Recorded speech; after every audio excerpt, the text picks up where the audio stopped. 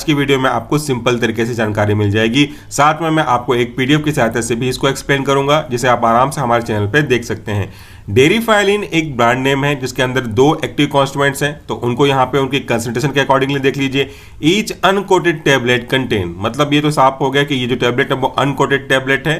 Coated unquoted कौन सा coating है ये भी हमने पहले बात किया हुआ था। इसमें इटियोफाइलिन 77 mg कंटेन करता है। थियोफाइलिन इंडियन फार्माकोपिया के गाइडलाइन के अकॉर्डिंगली एनहाइड्रस फॉर्म में which is equivalent to theophylline Indian pharmacopoeia hydrate form which is 23 mg। तो 77 mg इटियोफाइलिन है और 23 mg आपका थियोफाइलिन है इंडियन फार्माकोपिया के गाइडलाइन के अकॉर्डिंगली। बचा हुआ जो कंसंट्रेशन है वो बल को फिल करने के लिए क्वांटिटी सफिशिएंट ग्रुप में एक्जिपेंट को यूज किया गया है। और चूंकि ये शेड्यूल कैटेगरी का ड्रग है इसलिए आपको इसको खुद से नहीं लेना है, सेल्फ मेडिकेशन नहीं करना है, डॉक्टर के फिजिशियन के गाइडलाइन के अकॉर्डिंगली देना है। ये तो बात हो गई वो जानकारी जो कि आपको टैबलेट में मिल जाती है, सब इसको समझ सकते हैं। इसको बनाने वाली कंपनी है जाइडस हेल्थ केयर लिमिटेड। अब हम बात करते हैं कि इसके जो एक्टिव कॉन्स्टिट्यूएंट हैं वो क्या है और किस लिए यूज होते हैं। डेरिफाइलिन एक ऐसा ड्रग है जो हमको अस्थमा के केस में राहत देता है। तो अगर किसी को अस्थमा की प्रॉब्लम है, रेस्पिरेटरी प्रॉब्लम है अस्थमा, या तो फिर किसी को COPD है, तो उसको ये ठीक करने में मदद करता है, मैनेज करने में मदद करता है। COPD का फुल फॉर्म होता है क्रोनिक ऑब्स्ट्रक्टिव पल्मोनरी डिसऑर्डर, और फिर कहीं कहीं डिजीज भी लिखा हुआ होता है। ये क्या है, अस्थमा क्या है? आप जब सांस ले रहे हैं तो आपकी सांस बहुत आसानी से आपके रेस्पिरेटरी ट्रैक से होते हुए आपके final part of the alveoli तक पहुंच रही है, रेस्पिरेटरी ट्रैक को पार करते हुए। मेरे साथ भी यही हो रहा है। ऐसा कोई पेशेंट होगा जिसको अस्थमा है या जिसको COPD की है, तो उसको एयर के पैसेज में प्रॉब्लम को फेस करना पड़ेगा, क्योंकि जो हमारे एयर के पाथवे हैं उनकी जो डायमीटर है वो छोटे होते जाते हैं, सकरे होते जाते हैं, जिससे उनको पर्याप्त मात्रा में जगह नहीं मिलती कि वो मूव कर सकें। साथ में सेकेंड फेज में एक प्रॉब्लम और बढ़ जाती है कि म्यूकस सेल का जो प्रोडक्शन है वो भी काफ़ी ज़्यादा बढ़ने लग जाता है। चलिए आज मैं आपको इन्हीं को डायग्राम के साथ साथ और एक पीडीएफ की सहायता से समझाता हूँ। सबसे पहले अगर आप ये देखो, ये डायग्राम आप देखोगे तो आपको समझ में आ जाएगा। अगर मैं कहूँ कि ये एक पाथवे है जिसका डायमीटर आप देख सकते हैं कि बहुत आराम से डायमीटर लगा हुआ है यहाँ तक, तो कोई भी एजेंट यहाँ से पार करना चाहेगा तो बिना किसी दिक्कत की यहाँ से पार कर जाएगा। लेकिन अगर मैं आपको ये कहूँ कि ये जो रास्ता है वो आगे जाकर के कुछ इस तरीके से सकरा हो जाए तो फिर इसको कुछ ना कुछ तकलीफ तो झेलनी पड़ेगी, और इस रास्ते में आगे जाकर के कुछ म्यूकस बन जाए, कुछ चिपचिपे पदार्थ जैसे यहाँ पे जम जाए, तो फिर इसको तो और ज़्यादा दिक्कत हो जाएगी। तो बिल्कुल यही होता है। हम नॉर्मल में ये जो हमारा रेस्पिरेटरी ट्रैक का डायमीटर है, ब्रोंकियल डायमीटर है, वो सफिशिएंट सामान्य होता है, जबकि अस्थमा का ट्रिगर होने के बाद अस्थमेटिक पेशेंट का डायमीटर कम होने लगता है। तो यहाँ पे जो ये प्रॉब्लम आप देख रहे हो इसे हम कहते हैं broncho constriction. Broncho stand for bronchia और कॉन्स्ट्रिक्शन का मतलब होता है आपका सकरा हो जाना। तो यहाँ पे जब ब्रोंकिया सक्रिय हो गई, कॉन्स्ट्रिक्ट हो गई, तो एयर के पासेज में आपको प्रॉब्लम जाएगी। यहाँ पे 2 चीज़ें साथ में अगर आपने ध्यान से देखा होगा तो पहली चीज़ ये हो रही है कि यहाँ पे ब्रोंको कॉन्स्ट्रिक्शन हो रहा है, तो इसको हम ब्रोंको कॉन्स्ट्रक्शन शॉर्ट में लिख सकते हैं। दूसरी चीज़ ये हो रही है कि यहाँ पे जो म्यूकस का प्रोडक्शन है वो बढ़ गया, तो यहाँ पे हम लिख लेते हैं कि म्यूकस का प्रोडक्शन बढ़ने लगा। तो दोनों में आपके जो एयर के पैसेज है उसको दिक्कत होना पड़ रहा है। क्योंकि ये एक ऐसा प्रोसेस है जहाँ पे आप कॉन्स्ट्रिक्शन को रिलैक्स कर सकते हैं और जो म्यूकस का प्रोडक्शन है उसको सप्रेस कर सकते हैं, इसलिए ये एक रिवर्सिबल प्रोसेस है। मतलब जब किसी व्यक्ति को अस्थमा का अटैक आएगा, अटैक आने के बाद उसको मेडिसिन दी जाएगी अलग अलग रूट से depending upon the need and severity, तो उसे हम रिकवर कर सकते हैं, रिवर्स कर सकते हैं। जबकि दूसरी तरफ आप जो COPD देख रहे हैं वो जनरली बहुत मुश्किल से रिकवर होता है, कई बुक में इसको नॉन रिकवरेबल भी बोला गया है। इसमें जो पार्ट अफेक्ट होता है COPD में बेसिकली वो आपके एल्वेलाई होते हैं। तो आपके जो ब्रोंकिया है इसके फाइनल पार्ट कुछ इस तरीके से छोटे छोटे एयर सैक होते हैं जिसे हम एल्वेलाई कहते हैं। ये एल्वेलाई डैमेज होने लगते हैं, कुछ इस तरीके से उनका स्ट्रक्चर होता है जहाँ पे ब्लड वेसल होते हैं प्योर और इम्प्योर ब्लड के लिए, ये रप्चर होने लगते हैं। इसको हम बोलते हैं एम्फेसीमा की प्रॉब्लम, तो वहां पे वो प्रॉब्लम क्रिएट करने लगेगा। अब चूंकि ये अस्थमा की कैटेगरी का ड्रग है तो उसकी कुछ क्लासेस भी तो होंगी। कौन सी कैटेगरी को बिलोंग करता है? हमारा इटियोफाइलिन और थियोफाइलिन, ये दोनों आपके ब्रोंको डायलेटर कैटेगरी के एग्जाम्पल हैं। ब्रोंको डायलेटर करने का क्या मतलब है? जब ब्रोंको कॉन्स्ट्रिक्शन का मतलब आपने समझा कि ब्रोंकिया का कॉन्स्ट्रिक्शन होना, सकरा होना, छोटा हो जाना उसका डायमीटर चौड़ाई, तो ब्रोंको डायलेशन तो इसका उल्टा होगा। तो ब्रोंको डायलेटर मतलब होगा कि इसका वापस से अपने ओरिजिनल स्टेट पे आ जाना, वापस से रिलैक्स पोजीशन पे आ जाना, या उसको लाने वाले एजेंट को हम ब्रोंको डायलेटर बोल सकते हैं। और इसकी कौन कौन सी कैटेगरी होती है? अस्थमा के लिए जो ड्रग यूज करते हैं उसकी अलग अलग कैटेगरी है। उसको समझाने के लिए मैं आपको एक पावर पॉइंट प्रेजेंटेशन पे ले चलता हूं जहां पे आप देख पाओगे कि स्पेसिफिक पॉइंट्स यहां पे काम करते हैं। पूरे अस्थमा के प्रिंसिपल को समझने के लिए ये डायग्राम आपकी काफी मदद करेगी। Approaches to treat the asthma, हमको कौन सा अप्रोच फॉलो करना चाहिए जिससे अस्थमा को हम ठीक कर सकें, उसको मैनेज कर सकें। देखिए, पहला है डस्ट पार्टिकल और फिर सेंसरी स्टिमुलस। अस्थमा का ट्रिगर होता कैसे है? ट्रिगरिंग फैक्टर है ये। ट्रिगरिंग फैक्टर मतलब होता है ऐसे फैक्टर जो स्टार्ट कर देते हैं, इनिशिएट कर देते हैं। तो जब कभी भी कोई भी व्यक्ति जिसको अस्थमा का अटैक आ सकता है या जिसको ससेप्टेबल है अस्थमा के लिए, उसको पता है कि उसको अस्थमेटिक अटैक आने के चांसेस हैं, वो व्यक्ति जाने अनजाने में डस्ट पार्टिकल के कांटेक्ट में आता है, तो फिर ये डस्ट पार्टिकल्स रेस्पिरेटरी ट्रैक्ट में मूव करते जाते हैं और फिर हमारे जो बॉडी में मास सेल प्रेजेंट हैं वो एक्टिवेट हो जाते हैं। मास सेल के अंदर हिस्टामिन पाए जाते हैं। ये हिस्टामिन इस तरीके से रिलीज होने लगते हैं और जब हिस्टामिन रिलीज होगा तो फिर आपके ब्रोंको कॉन्स्ट्रिक्शन की प्रॉब्लम होने लगेगी और म्यूकस का एक्सेसिव प्रोडक्शन होने लगेगा। तो अल्टीमेटली इस पाथवे से जो कि आपके लेफ्ट साइड में है वहां पे आप देख सकते हो ये जो हिस्टामिन है वो रिलीज हो रहे हैं। ये हिस्टामिन रिलीज होकर के आपके उस पर्टिकुलर पार्ट में जाएंगे जहां पे आपके ये जो मास सेल एक्टिवेट हुआ है और यहां पे जाकर के देखिए ब्रोंकिया के साथ में क्या इफेक्ट करने वाले हैं। सबसे पहले अभी क्या होगा, स्टार्टिंग से पहले आपका जो ब्रोंकिया का डायमीटर है वो नॉर्मल होगा। डायमीटर मतलब यहां से देखिए इसकी चौड़ाई इस तरफ और इस तरफ इसकी चौड़ाई सफिशिएंट है जिससे ऑक्सीजन जो है बहुत आसानी से मूव कर सकता है।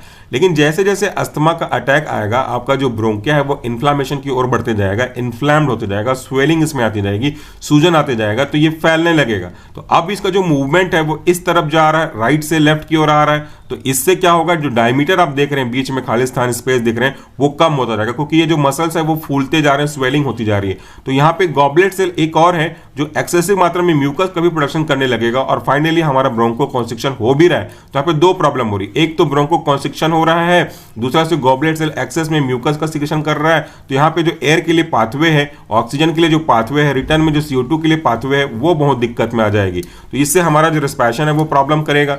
चलिए इसको मैं और आगे ले चलता हूं तो हम देख लेते हैं एंटी अस्थमेटिक ड्रग का जो क्लासिफिकेशन होता है वो क्या कहता है। अस्थमा को बेसिकली मैनेज करने के लिए जो क्लासिफिकेशन यूज किए गए हैं ड्रग के उसको हमने लिया हुआ है केदी त्रिपाठी के थ्रू 8th एडिशन को फॉलो करते हुए।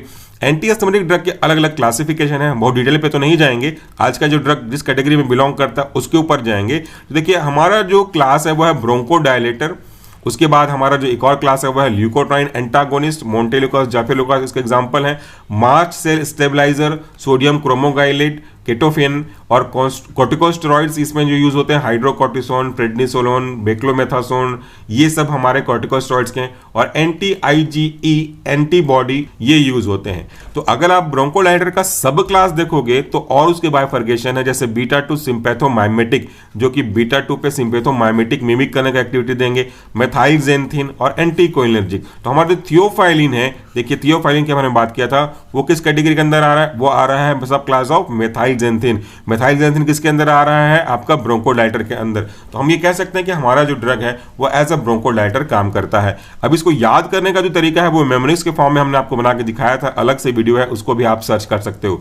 तो इस वाले वीडियो के लिए इतना प्रेजेंटेशन काफी है। वापस चलते हैं हमारे प्रेजेंटेशन पे, यहां पे देख लेते हैं। क्योंकि ब्रोंकोडायलेटर हमने यूज किया थियोफाइलिन और इटियोफाइलिन, वो कैसे काम करेगा, हमारी जो ब्रोंकिया है उसकी कंडीशन को थोड़ा सा समझते हैं। इसको हम थोड़ा सा ऊपर कर लें। ये देखिए अगर ये पूरा का पूरा जो डायमीटर है, मैं ये बोल के चलूं कि ये मेरा ब्रोंकिया का नॉर्मल डायमीटर है, ठीक है, दिस इज नॉर्मल कंडीशन जब अभी उस पेशेंट को अस्थमा का अटैक नहीं आया है। अब ये लाइन तो सिंगल ही बना पाऊंगा मैं, यहाँ पे डायग्रामेटिक रिप्रेजेंटेशन 3D में पॉसिबल है नहीं। तो ये जो पूरी की पूरी आउटर सरफेस है ये मान के चलिए कि ये हमारा ल्यूमेन का डायमीटर है, ये हमारे ब्रोंकिया का डायमीटर है। अब किसी कारण से जब अस्थमेटिक अटैक आते जाएगा तो जो मैं कर्सर ड्रॉ करते जा रहा हूं उसको समझते जाइएगा, वो इन्फ्लेम्ड होता जा रहा है और इन्फ्लेम्ड होता होता ये कैसा होता जा रहा है, ये फूलते जा रहा है, स्वेलिंग होती जा रही है। और कोई भी चीज स्वेल होगी तो उसका डायमीटर कम होता जाएगा। तो आप देख सकते हैं स्टार्टिंग में कैसा था और अब जब ये मैं इन्फ्लेम करने की कोशिश कर रहा हूं डायग्रामेटिक रिप्रेजेंटेशन से, तो अब ये कैसा होता जा रहा है। और फाइनली अब के स्टेज में देखिए आपका जो पूरा डायमीटर है वो केवल इतना सा बच के रखा, इतना इधर, आप इधर देखो तो इतना ही बचा हुआ है। तो जो हम ऑक्सीजन लेते हैं रेस्पिरेशन के थ्रू उसके पैसेज के लिए आपको कम जगह मिल रही है, जो CO2 हम रिलीज करने वाले हैं उसके पैसेज के लिए हमको कम जगह मिल रही है। तो इसमें उस व्यक्ति को सांस लेने में दिक्कत जाती है और उसका जो दम है वो घुटने लगता है और उसको एक विजलिंग की साउंड आने लगती है और एक प्रकार से अजीब सी साउंड आती है जिसको मैं आपको समझा नहीं पाऊंगा, क्योंकि साउंड को समझाना पॉसिबल नहीं, उसको हियर कराना पॉसिबल है। तो एक अलग सा साउंड उसमें आता है जिसे हम विजलिंग साउंड बोलते हैं। ये कुछ कुछ सीटी की तरह भी होती है और कुछ कुछ जो कबूतर गुटगुटकते हैं उसकी तरह भी साउंड हो सकती है। इसके पीछे के और कई कारण हैं, जैसे आप किसी ऐसे व्यक्ति के कांटेक्ट में आ रहे हो जिसको कोई स्पेसिफिक छींक की प्रॉब्लम है या जिसको कोई इन्फ्लेमेशन की प्रॉब्लम है, इन्फेक्शन की प्रॉब्लम है, उसके कांटेक्ट में आ जाएंगे तो भी वो आपको इरिटेट कर सकता है। मतलब सीधा सीधा कि कोई भी एलर्जन के कांटेक्ट में अगर आप आते हो जिससे आपको एलर्जी है तो अस्थमा का अटैक हो सकता है। इसके रिस्क फैक्टर भी हैं। एक्सेसिव कोल्ड, अगर आप बहुत ठंडे जगह में जाते हो तो आपको अस्थमा का अटैक हो सकता है। आप डस्ट में जाते हो तो आपको अस्थमा का अटैक हो सकता है। आप स्मोकर के कांटेक्ट में जाते हो तो आपको अस्थमा का अटैक हो सकता है। मैं बोल रहा हूं अटैक हो सकता है, डजंट मीन कि ये अस्थमा कॉज करते हैं। जिसको ऑलरेडी अस्थमा है उसकी प्रॉब्लम को ये बढ़ा सकते हैं। तो ये अस्थमा के अटैक के लिए रिस्पॉन्सिबल सब्सटेंस हो गए। अब मैंने जैसे कहा था अस्थमा के 2 फेजेस होते हैं, तो हमको कैसे ध्यान में रखना पड़ेगा। एक फेज में तो जो डायमीटर है वो छोटा हो ही गया, ये डायमीटर पूरे सकरे हो गए, तो फाइनली हमारे बच्चे इतना सा डायमीटर, इसी डायमीटर से हमको O2 और CO2 को लेके जाना होगा। दूसरे फेज में क्या होते हैं, यहां पे जब आप इन्फ्लेम देखोगे तो यहां पे हमारे गॉबलेट सेल होते हैं। गॉबलेट सेल कैसे होते हैं, गॉबलेट मतलब होता है प्याला, तो यहां पे प्याले के शेप में इस तरीके से सेल होंगे। आपको मैं दोबारा डायग्राम बनाऊंगा, यहां पे रिप्रेजेंटेशन करना है इसलिए मैं आपको यहां पे बता देता हूं। अब यहां पे देखिए कुछ इस तरीके से ये गॉबलेट सेल होते हैं, कटोरे नुमा, प्याला नुमा। गॉबलेट मतलब तो प्याला ही होता है, आपने हैरी पॉटर सीरीज देखी होगी गॉबलेट ऑफ फायर। इनमें एक प्रॉपर्टी होती है कि ये म्यूकस सीक्रेट करते हैं। म्यूकस का सीक्रेट करना इनकी प्रॉपर्टी है। और म्यूकस होता कैसा है, ये स्टिकी सब्सटेंस है, ये विस्कस सब्सटेंस है और ये स्टिकी सब्सटेंस है। तो ये चिपचिपे सब्सटेंस आगे जब निकलने लगेंगे तो पूरा जो पैसेज है वो ब्लॉक हो जाएगा। कैसे समझा जाए इसको डेली लाइफ एग्जांपल से, मैं आपको समझाता हूँ। बचपन को जरा याद करिएगा, अगर आपने ये गेम खेला होगा तो। हमने अपने बचपन में बहुत कुछ खेला था। हम बचपन में जब गांव में, शहर में कोई कंस्ट्रक्शन वर्क हुआ करता था, पुल वगैरह बना करता था, तो उसमें इस तरह के ढोल रखे होते थे। ढोल मतलब समझिए कि एक बड़ा सीमेंट का पाइप जो सीवरेज के लिए यूज होता है। तो उसको मैं डायग्रामेटिक रिप्रेजेंटेशन से इस तरीके से 3D बनाने की कोशिश कर रहा हूं, अगर बन पाया तो इस तरीके से उसका जो डायमीटर होता था गोलाई। अब इसमें बच्चे क्या क्या करते थे, इसमें बच्चे एक साइड से एंटर करते, इस तरीके से एंटर करते और दूसरी साइड से इस तरह से निकल जाया करते थे। फिर इधर से निकलते, फिर उधर जाते। तो ये उनका जो गेम होने का, खेलने का तरीका हुआ करता था। जब बरसात में देखा जाए, यही जगह अगर गर्मी की सिचुएशन की थी तो नॉर्मल प्रॉब्लम कोई नहीं था, मूवमेंट आराम से हो सकता था।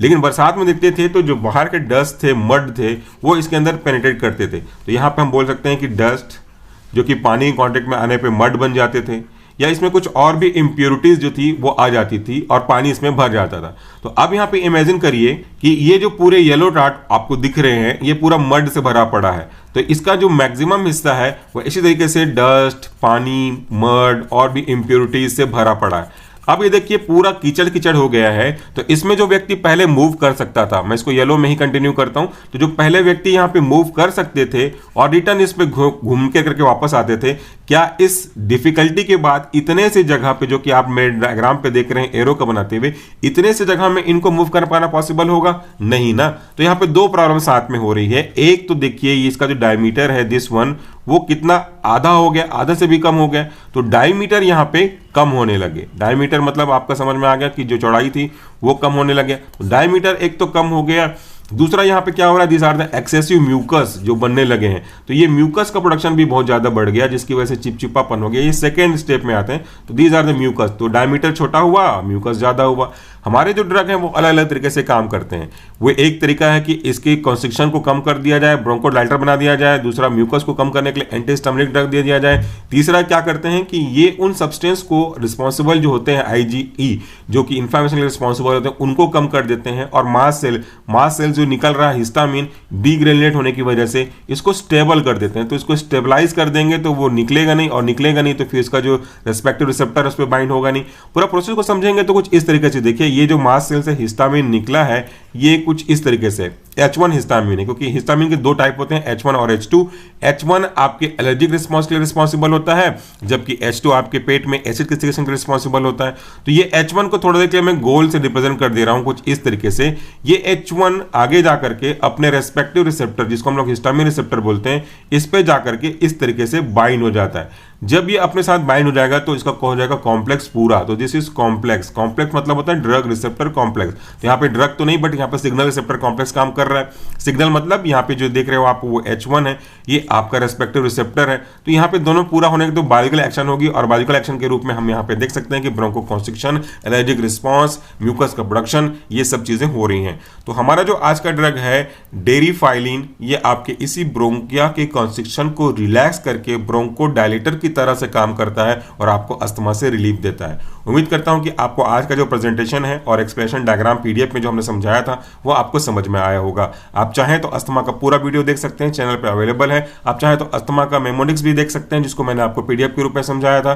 दोनों चीजें आपको इसी चैनल पे मिल जाएंगी। सब कुछ सर्च करने के बाद लास्ट में सोशल फार्मेसी जरूर लिख दें ताकि इजीली आपको आंसर मिल सके। आप चाहें तो हमारा ऐप सोशल फार्मेसी का डाउनलोड कर सकते हैं और उसके बाद कंप्लीट फार्माकोलॉजी का कोर्स भी ज्वाइन कर सकते हैं। आपको पूरे फार्माकोलॉजी के material, videos, PDF, MCQs online offline सब कुछ आपको मिल जाएंगे। Thank you, take care.